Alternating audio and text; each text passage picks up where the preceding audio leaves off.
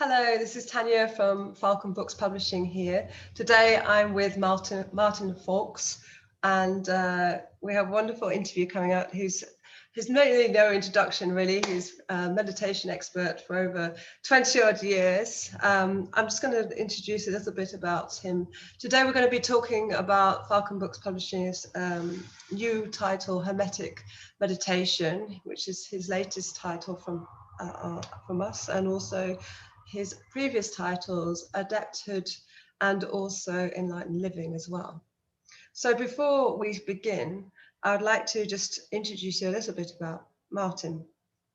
So Martin is from England. He was internationally known as a meditation adventurer, spiritual warrior, author, and after many years of discipline and dedication to meditation practice, which has led to the mundane and spiritual achievements.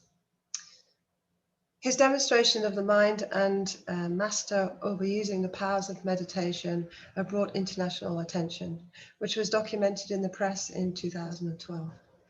His such skills were altering his body temperature, changing binary waves, wave function, and retention of breath underwater, thus highlighting the potential of ancient mind sciences for healing and health, spirituality, and self-development. His interests in universal truths led him to explore and seek out various schools around the world to study with and further his knowledge within the meditation arts, namely the practice of Hermetics, an ancient Western esoteric tradition, yoga, Zen, Buddhism, Japanese Shugendo. He also runs a meditation school called Session Hermetic Meditation, which focuses primarily on going through Barden's IIH, initiating into Hermetics. Also as well, it focuses on the progression through meditation and its practical application in daily life to aid and bring about positive change. Other achievements include a black belt in Japanese ninjutsu, Bujinkan, Bundo, Taijutsu. Also Korean marches, Song Wong, is how I pronounce that correctly. Also, he's proficient in spiritual disciplines of China, studied for many years under the guidance of Bao Ao, Menda, including Tai Chi, Qigong, and the legendary form of I Ching. Okay, so today, first of all, I'd like to discuss with Adepthood, first of all, and then move on to Hermetic Meditation. The reason why I'm bringing up Adepthood first is because I'd like to discuss the cover of the book and why you chose, if you've got the book with you out there. I have, yes, I've got the book here. It is, yes. If you have a look here, we have a Egyptian in a seated throne posture. I wondered if you could explain why you chose that as the. Okay, so this particular statue, I'll move this closer so you can see it. I can understand why you could interpret this as a throne posture, because actually that's what you see most Egyptian statues seated like. But he's actually in fact kneeling. And this is a priest of Thoth. And what I loved about this statue when I met the statue is he's kneeling just like we'd kneel for meditation. He's got his hands on his kilt here. So this is the kilt. And there's this beautiful, gentle smile. And if you've got a copy of the book, do have a look at this right now. And the sense of good intentions and of clarity, of happiness. And I thought that was a wonderful representation of, for me, what these exercises are like. So you gave me a wonderful introduction there. And there's lots of different things and studies, and I've got there, but the core, the center of everything I've done in my life has been the practices as taught by Franz Bardon. So if I've studied something else, it's been that I've been on a particular step and maybe it's not moving the way it should, or I need some inspiration. So I've searched out an expert who's got those skills. So that's why you see these other sort of influences. For me, that smile, that joy is what the exercises have been for me. So and the presence of good intentions and that lovely sense of awareness and beauty that this priest was showing in his statue, I thought this represents adepthood. How perfect. I'd also like to ask your interest in why you chose Egyptian ancient wisdom. A lot of your books quote from these sources, and I wondered if you could talk to us a little bit about your passion for the ancient Egyptian wisdom, why you chose this area to research. Yes, so I think this is a source of inspiration for me, and my period, the area that I really tend to study tends to be sort of in the first sort of 2 or 3 centuries AD. So this is actually quite late for Egypt. This is when you've got the Hermetic practices appearing. This is where you've got a mixing pot in Alexandria, where you have people of all different traditions coming together. And I find that if I read those works, I can connect with what they were doing. And I think they were seeking the kind of universal in the same sense that we would in Bardon's tradition. And there's a great inspiration there for me. In the case of this book, the inspiration came from a text written by a Neoplatonic philosopher called Iamblichus. And Iamblichus wrote a text on Egypt. So it's him there at the time, and he's saying what the traditions are. And he wrote this actually as a defense.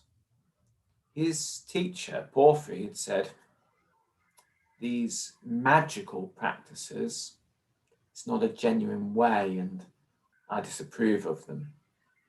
And Iamblichus took on inspiration, and he wrote it in a poetic style, the truth about these, and it's an amazing defense. But for us now, it gives us a lot of detail as to what they were doing.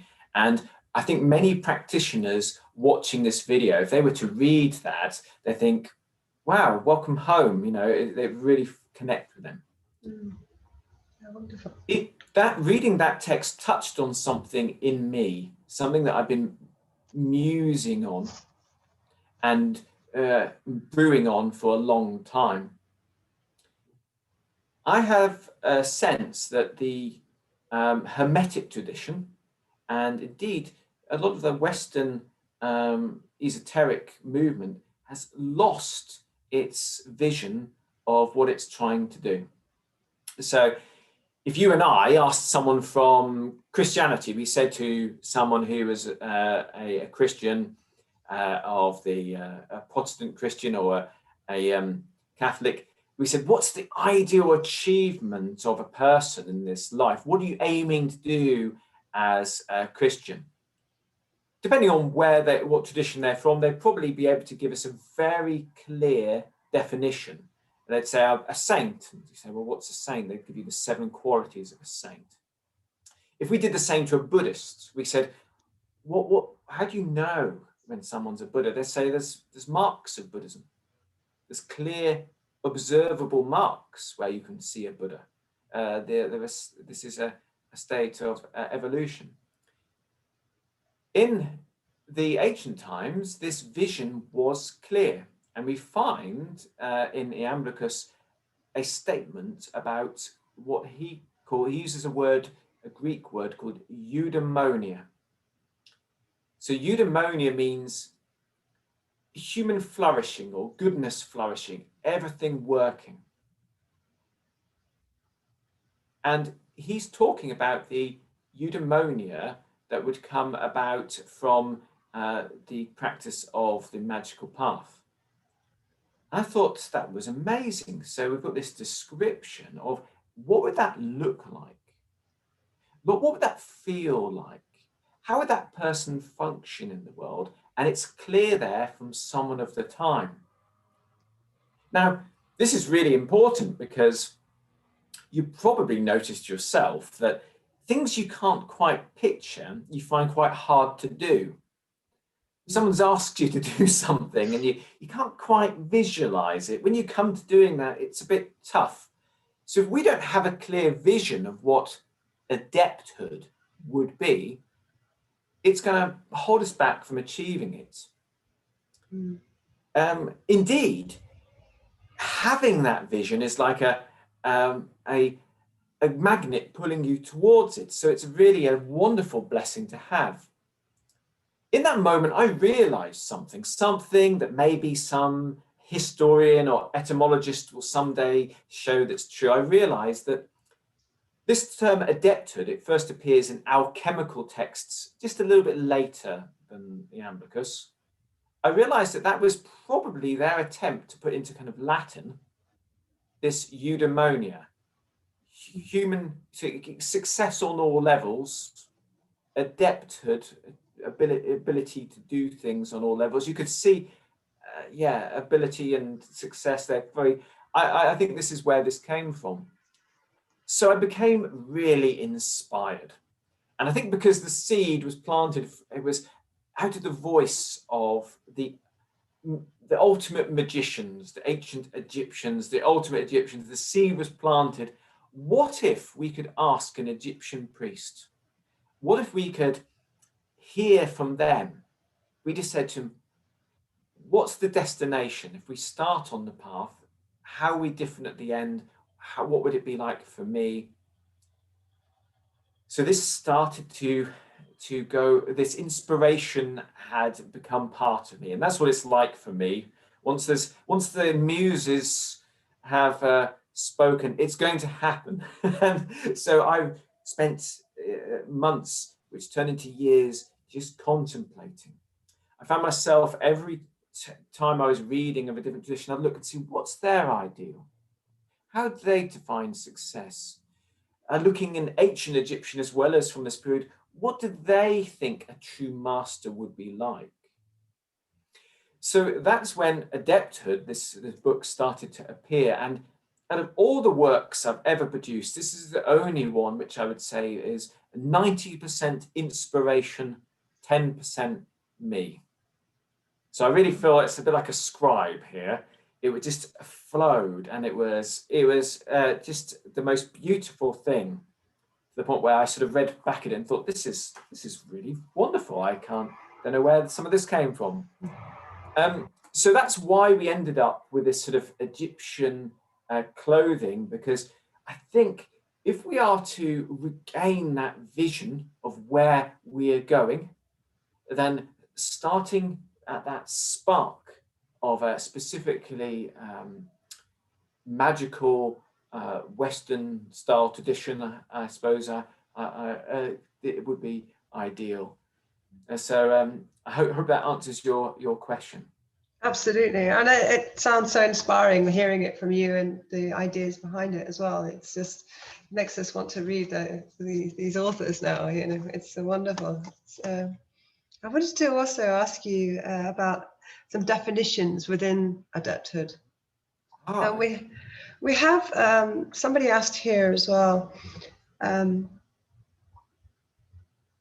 He said, is this the sun pictured on the top of the head of Egyptian gods and goddesses? Is this a philosophical allegory or an actual technique of awareness and visualization or sensitivity? Yes, so I believe he was asking about the sun. Is that That's correct? right, yes. Yes, and I suspect that this the person who kindly sent this question was referring to a particular section within the book, which is about the light and putting your higher self first. So the truth is, this is on all levels, and that's the really interesting thing you start to see when you read these ancient practitioners. They were able to interpret things on multiple levels at the same time. So first and foremost, within you, there is a spark of a original force of awareness, of consciousness. To imagine this spark, think of the qualities of beauty, of truth, and of good intentions, all mixed. As I say this, you might even be able to feel this. So this is the underlying you that shines out. And practitioners of a certain level of development, this is the part of them which is the highest expression. Sometimes you'll naturally find yourself experiencing this point of view and this sense. You'll find that you're looking upon the self, and you know that your body is a wonderfully beautiful expression, but this isn't you. This is the sort of the shadow of the true you. You'll see your intellect. It is a great tool. Your personality. What a wonderful, colourful display this is. But this light, this of pure good intentions and awareness, this divinity, this is what's behind it all. In some meditations, you may find yourself feeling a sense that your consciousness is from a very high place. And this naturally occurs because if you're controlling or harmonizing everything within your mind, you kind of have to rise above it. The section in Adepthood that the reader is referring to talks of putting the light on the top of your being. So this is both a reference to saying, make this part of you the king, the queen, the ruler of yourself. Be motivated by harmony and goodness and kindness and the higher order of things before all other things. Put this first. But it is also referring to that kind of symbolism you're talking about. You see, it's not as in Egypt. There's a sun on the top in Egyptian pictures. There's a halo in Christian. There's a glow behind many different deities in the Indian tradition. This this top chakra, this halo, this sun. There are many techniques where they imagine this to start off, and what they're seeking is, and the imagination varies. Sometimes it's a flame like the apostles had, sometimes it's a sun from Egypt, sometimes it's a halo, sometimes it's chakra. They're using this to try to tune in to that higher consciousness. Mm-hmm. And so it is both a principle and a technique, but also it's a reminder that this is the true you. This is this spark of goodness wrapped itself in the body and took on the mission of coming to this place for its good works. And don't get confused or pulled into other things. There are lots of people who do, and it's not the path for us. So I hope that answers that person's most interesting question. Thank you. I'll just read the quote as well, just to add for clarification. So the quote was, "There is a light in you, brighter than you see. This light brings awareness and kindness. Put this light on top of your head of your being and let it shine forth. So this is what we were talking about as well. There was also another quote that he highlighted, I thought was rather interesting, is, let me read this one to you. It was, there once was a process that is completed that needs to prepare one's understanding to get closer to the Egyptian tradition. Clothe your very being in hieroglyphics and make the temples your home. Then you can start to invoke the gods and blessings and powers that they bring with each moment. What a beautiful quote. How wonderful to be able to discuss this here. This is a perfect quote to mention. So there's a lot of poetry here and imagery. And the good thing about poetry and imagery is it allows people to find different layers of meaning in that expression as well. But to aid in that, let me give some context and give some descriptions here. This is a section in Adepthood, which is about your dedication to this evolution of the self, to this path, to achieving this higher attainment. And if we look at some people who are genuinely involved in this this path, it could be that this could be an inspirational passage for them. So let's look at that that clothe yourself in hieroglyphs. Sometimes you find strange things happen. People they decide that they're going to follow a path laid out by one particular teacher or book. In our case, it's most likely that people watching this, they'll have chosen initiation into Hermetics, but it could be other things. And if you talk to them, you'll discover they haven't read the whole book. So that's intriguing. You have chosen, out of all the different options in the world, you could be training under a Zen monk, you could be in India, you could be training in a monastery in the Christian Essa here, you could be following any guide. You've chosen this one book as your guide for your spiritual training. This is the center of your existence, your training. You're going to put 2 hours a day aside for this training.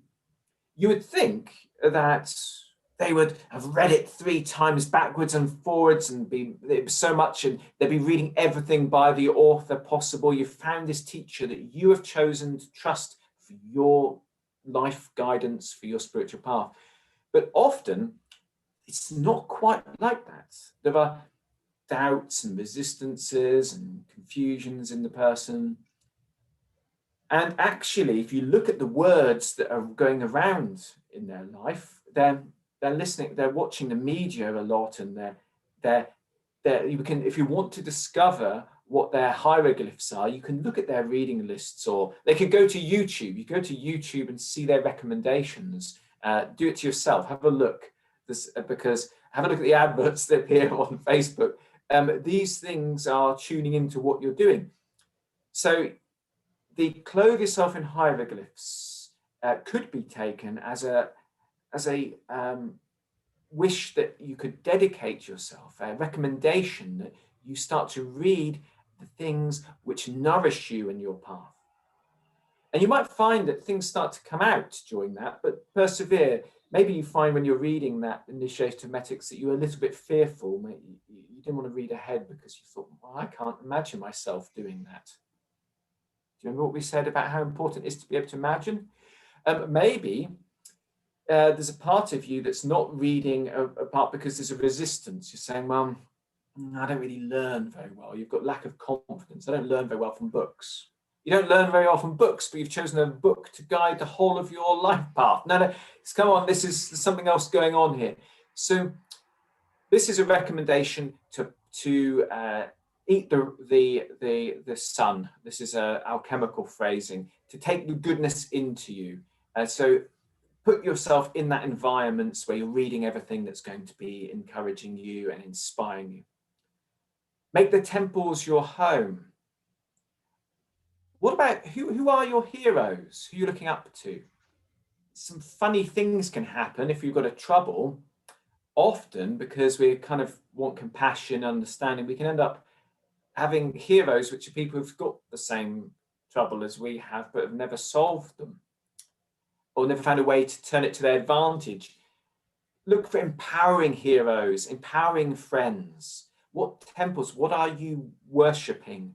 What is important to you? Is truth your temple?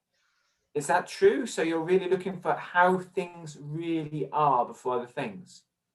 Is kindness or goodness a temple where you're visiting every day? Are you making sure that's what's in every word, in every intention? Is that? So this is saying to fully immerse yourself in this path. One of the misunderstandings people seem to sort of, or the barriers to come up against, is lack of involvement. So let's just think in terms of other things. If I said I want to be a world-class violin player, you'd say, right, okay, here's your practice routine, probably half an hour before work, and maybe 2 hours in the evening, and repeat for 10 years, you know. If I said I wanted to be a world champion sprinter or boxer, I'd be up running every morning and training every afternoon. We're attempting something very ambitious, to learn to see, to influence the very forces that underpin the universe, to evolve the consciousness beyond the limitations of the brain and humanity to a higher state, to create a immortal body and to evolve to a divine level. It's going to take a full immersion. It's going to take full dedication, and that's this is what this is talking about. And near the end, there's sort of a bit of a hint here. You can't just do this with practice sessions. At some point, you need to move from being a practitioner, a magical practitioner, to a magician. When all things become magical, when your normal words are incantations, when your actions are rituals, gestures, when your intentions go into everything and you use the skills in everyday life. And this is where we kind of start to get to the calling the gods in the moment. And this is the goal, where the greatest invocation is a spontaneous one, because you're so in tune. Where the greatest protection ritual isn't some complicated circle with symbols in it. As you lock your door on the house and turn the key, that's the protective barrier. But when you kiss your loved one goodnight, that's the greatest blessing. This is where we're going through this full dedication. That sounds absolutely wonderful, very inspiring. Yeah, absolutely. And yes, I think it does. It becomes a seamless. I think this is one of the biggest issues that people have with initiation to hermetics. There seems to be a lot of separation. So it's almost like, oh, how do I deal with my life, and how do I deal with my practice? And I think as time moves on, it does become sort of homogenized, and one moves within the other. As you say, it sort of weaves in and out. And I think it's sometimes it's a mental block that people have as well relating to this. It's almost like, this is my practice, this is my life, but they don't seem to mix, you know. I'd like to also move on to Hermetic Meditation, which is our new release we have at the moment. Again, with this title, you focus a lot on the mind and harnessing the mind. Also as well, in chapter 13, you have a curious title, which is called The Eye of the Horus, and being in every moment, which is kind of, links in with what you were just talking about. Could you talk us a bit more about why you chose that title, what you mean by that, and this? Yes. So first of all, and please forgive me, this is a bit of a lead in. We were talking about the separation between practice and life. Let us imagine that there's different names for different paths on there and different traditions and everything. What if there's only one path and its name is life? Life is our path and truth is our teaching. And this is the way that we can view things. And so we can be very open to learning. Now, in this case, let's look at the Egyptian myth. Horus, of course, he loses his eye. And it takes dedication and love to restore it. Both the Thoth, the god of magic, and Isis, his mother, need to restore this. In the Hermetic tradition, we actually have a text, Kori Kosmu, when the restoration is taught to Horus. He says, "How do I become a god again?" And the goddess Isis is the teacher, and it's a joke. Kori Kosmu. Kori means maiden or virgin, and Kosmu means cosmos. But it could be read slightly differently. Kori could mean pupil, or it could be the eye of the world. So it's got a double meaning. This title. She is the eye. She teaches, but she warns him. She says, "Keep this secret, because this technique I'll show you could also make the humans regenerate to divinity." So she teaches him how to get his eye back, but it's the same method as we could get our eye back. So let's you and I establish, first of all, that there's something missing, something needs to be restored. I'll tell you when I first noticed this. Must have been 13 years old, maybe a bit younger. The boys at my school used to bring a tennis ball and play football with it every lunchtime. And I wasn't those. I was already thoughtful and philosophical and contemplative. I wasn't playing football, but I was watching this, and I realized something. They never got any better. How could that be? They'd never got any better. And I thought about it. If I took that ball and I started practicing on my own, I could put together a whole act, couldn't I? I mean, let's think about it right now. If anyone watching this started practicing juggling for an hour a day, you'd think within 5 years, well, actually within 5 months, you'd be able to put on you'd be spectacular. 5 years, you'd be amazing. So there was something not working there. There's something not there. And I couldn't quite work out what it was. Something wasn't quite there.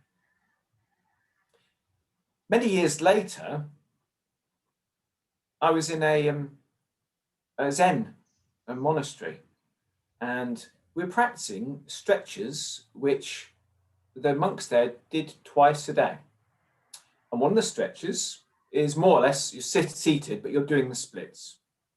And I looked around, and there were different people of different races, of different backgrounds, weights and builds, and almost everyone was in the splits. Wow. So for almost anyone, and those that weren't real close, to get in the splits, you just need to do it twice a day and hold for a reasonable amount of time. But well, why then do a lot of the people I know who are specialists, why can't all the yoga teachers I know do the splits? Why is it so rare that we have that level of gentle persistence to achieve a goal? It amazed me. And this became a deep contemplation for me. You could observe people, you'd be in an environment where someone had been working in a shop or a bar or something for 8 years. And you'd think if you worked in one place for 8 years, if this consciousness was fully working, surely after 8 years you wouldn't need the till. Never mind, the person's still going to the wrong drawer for the crisps, still making simple mistakes. You'd think that if you'd been working for 8 hours a day doing the same thing, you'd be making cocktails and juggling them in the air, and when the person ordered 3 drinks, you would calculate it, and you'd be able to, you think you'd be superb at something, but something's not quite there. So what needs to be fixed? Our I needs to be restored. Who knows the answer? Well, if you look around, and I can sense the spirit of Giordano Bruno here coming on. You can see organizations that say, we know truth, we know goodness. And then you look in the organization and there's broken, terrible things which they've never managed to fix for hundreds of years. Oh, they don't have the I.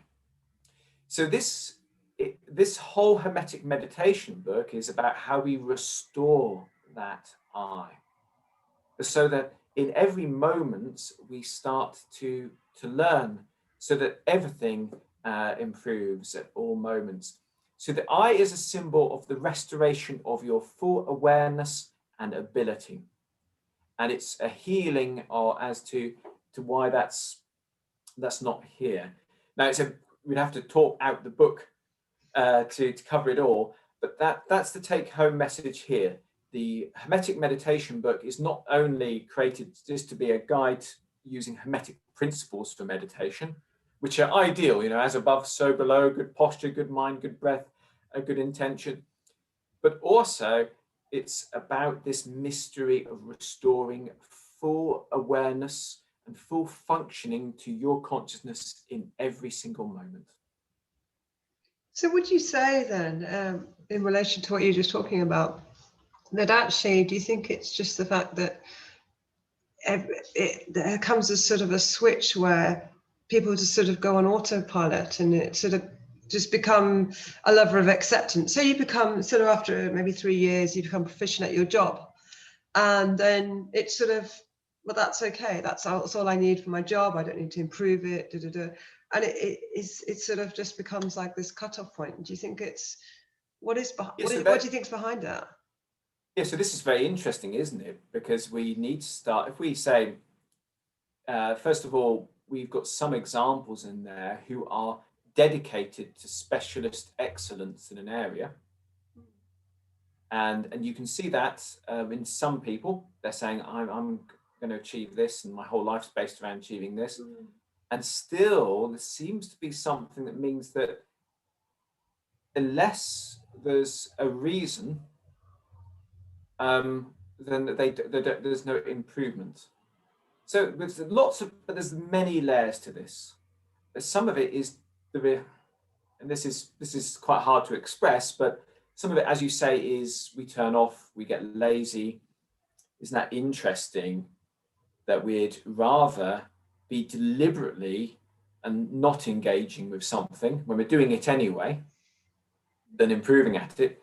Some of it is to do with self-sabotage. Are we ready?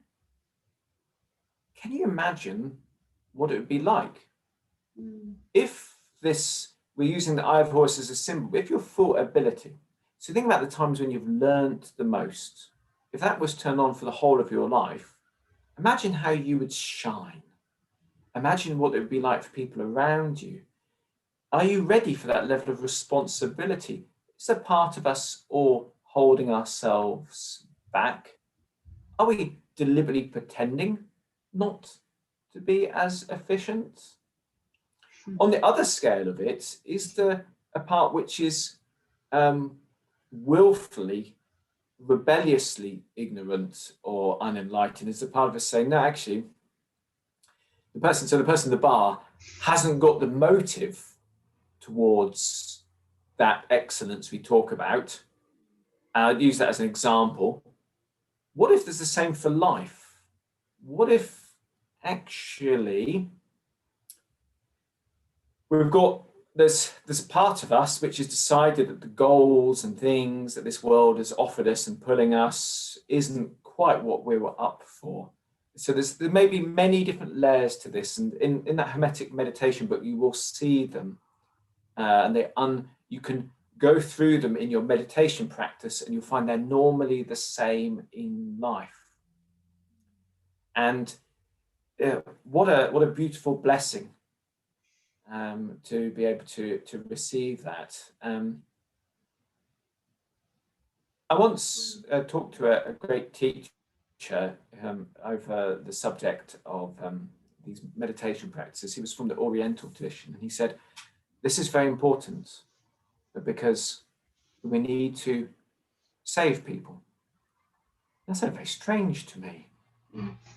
That from someone from, it sounded to me like, I said, well, from what? He said, oh, from not being present in their lives.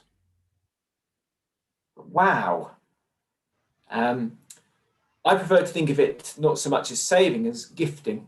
Well, wow, this gives your ability to have your full potential shine forth and to see what gifts they actually are. Imagine that. Imagine if you were learning and improving in all moments, and not just in that traditional sense. So maybe it's your heart needs to be better engaged. Maybe or it could be opened up. Not just, it's not just your intellect and awareness, your heart. Maybe your intuition. Maybe the harmonization, and so on. This is the way we're looking for. Absolutely fascinating, yeah. And I also want to discuss with you, which also links in with this aspect, is in chapter 17, you also talk about Hermetic meditation, is the adjustment of the mind through one's speech. I think this is something that's often underestimated as well. I wondered if you could talk about the shift of how the consciousness as well, how I think often we throw out words these days and texting, and we have all this media surrounded by just input and constantly communicating with one another more than ever in probably history. And I think sometimes the language or the way we communicate is thrown away sometimes. I wondered if you could talk about the importance of speech. Yes, indeed. So let us first contemplate the idea that our words are our thoughts made manifest. Let's imagine that there's a lot more just before us than most people observe. So there's a lot of people trying to look for hidden forces and try to sense things clairvoyantly. What if it's all there? The person's posture, the person's speech, the manner of speech, how they say things, or what's in those words. So our speech is the expression of our thoughts. And actually in the ancient schools of rhetoric, this was very much the view. Now I'd go even further, I'd say all our actions are also expressions of us. So it's not just our words, but our words are the abstracts, the subtleties of our speech. Modernly, as you say, I actually think most of us are overloaded. Our processing is overloaded. So we're answering emails and Facebook and WhatsApp and Twitter, and maybe you're on TikTok as well, or Instagram, or I don't know, and then you're searching things on the internet, and you've got your text messages, and you're available to anyone, wherever you are. It rings, and you're there. And then there's a huge amount of things broadcast to you subtly.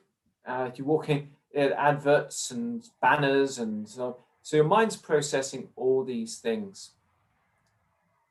The value of being succinct, eloquent, and using your words wisely and sparingly is something that I think we need to start to emphasize and amplify. If you talk too much, you actually devalue the currency. And saying the same thing in different ways, this is not always the best way to have make something take seed. Sometimes skillful and thoughtful words are the best.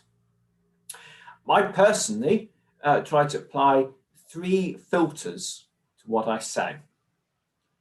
So when I get an impulse to speak, I think, is this true? Now, this filter may sound like a very obvious one, but if you start to really apply that to what you're saying, often you find yourself thinking, I might need some more research before I can say this is true. I don't have that on a good authority. That's an inkling, or I'm not absolutely sure of that foundation. Or you may realize you're about to understate or amplify, you're going to exaggerate something for a particular effect. So this is really, really purifying. It was quite an amazing thing. Just that first test, only ever speaking the truth. You'll find that when you start to only speak the truth, people somehow know it. They don't know they know it, but there's a new authority to what you say. It's as if the universe listens. So be very sure that you apply the next filter. Is this good intention? Is this kind? So the reason why good intention is probably a little bit better phrasing than kindness is that kindness as a feeling might not cover all areas. Sometimes the most good intention thing, the thing that's going to bring out the best outcomes, might be a reprimand or a harsh truth. But are you trying to have a good effect with this word? Is this sentence going to help the world? Is it going to be harmonious? Is it going to be positive? Is it making things better? You'll be surprised how often that second filter, it doesn't let something you say pass. And once again, your heart is purified. You realize often you're saying things for the effect, or you're saying things rather than doing them. And then the third one, and this is where it gets big. Is this necessary? I need to say this. If you apply all 3, you'll find some amazing things happen. You start to actually act on your intentions rather than talk them out.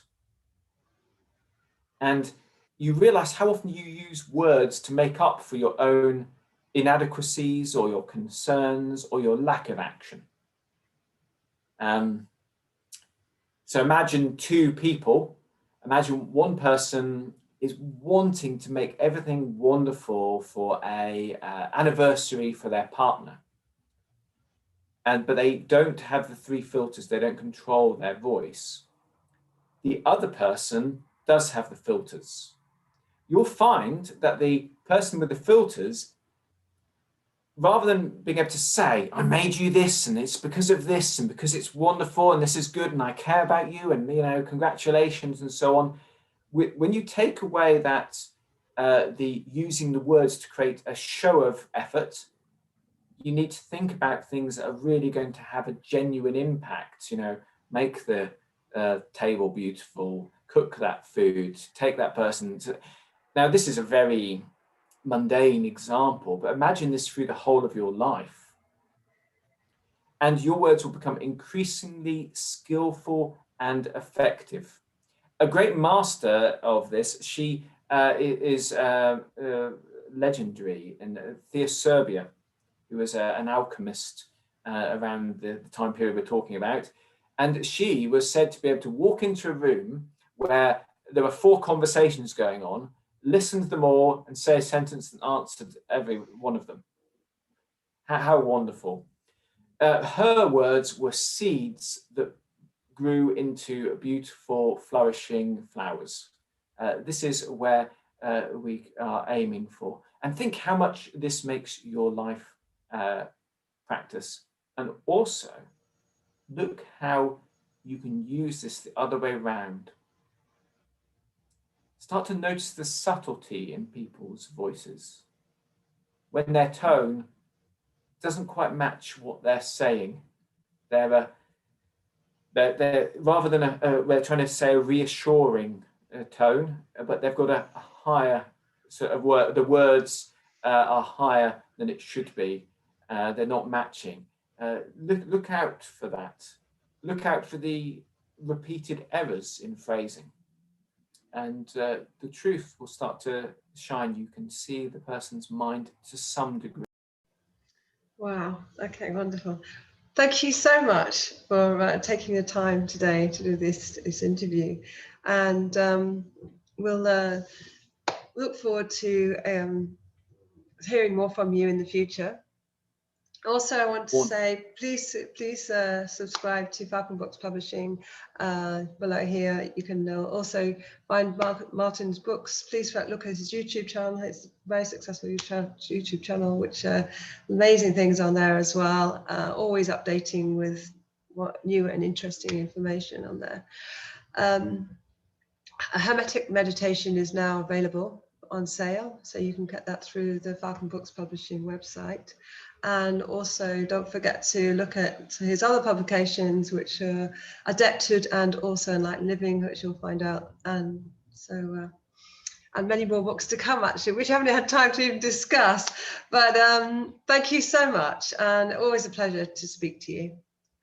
Yes, it's been an honor. And if you'd like to see another interview, if you'd like us to do this again, and you're watching this, put a comment